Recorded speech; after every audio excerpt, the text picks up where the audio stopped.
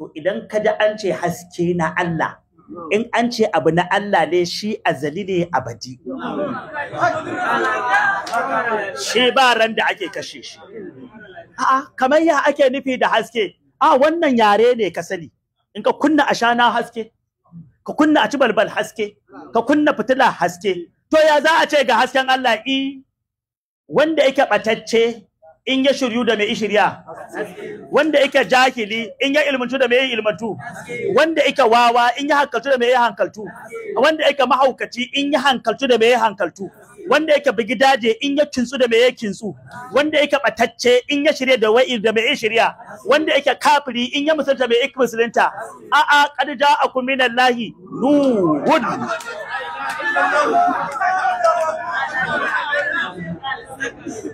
Don haka idan mun kiran manzon Allah, an kiran annaba haske, kai ka da irin wannan hasken.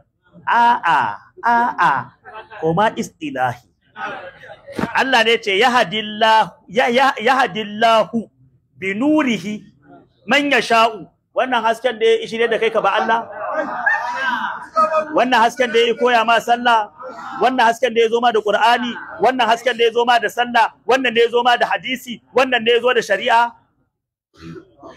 To wanda ya zo ma da sallah da azumi da zakka da Allah da kaza da kaza da kaza, duhu ne ko haske ne?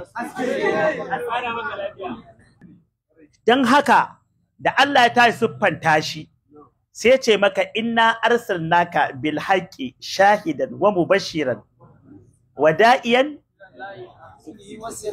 wa sirajan munira. Sai ubangijin sa ma ya kiransa haske. Ai Qur'ani ne. Wa da'iyan ila Allah, ko baka wa da'iyan ila Allah, gashi nan mai na turo shi gare ku bil haqqi da gaskiya, yayi bushara da aljanna, yayi gargadi da wuta. Wada'iyan ya ringa kira ne ilallahi zuwa ga ubangiji bi iznihi da izininsa, wasirajan a halin shi fitila ne, munira mai haskakawa.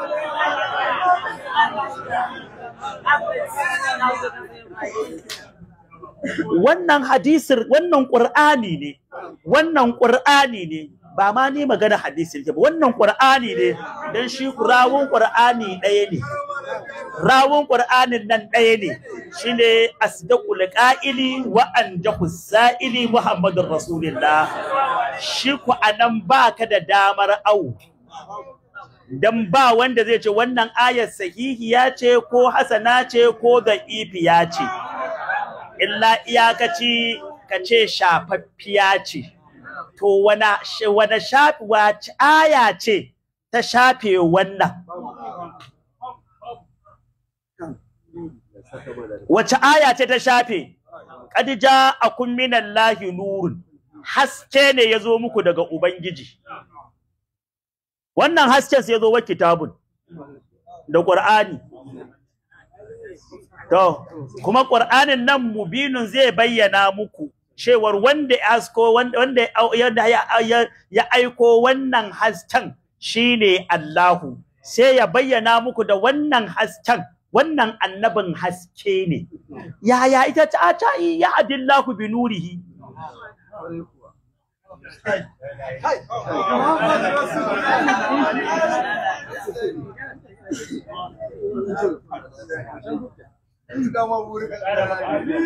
Ana duhun kabari, akwai kuma haske a aljanna. Ana duhu a wuta, ana haske a aljanna.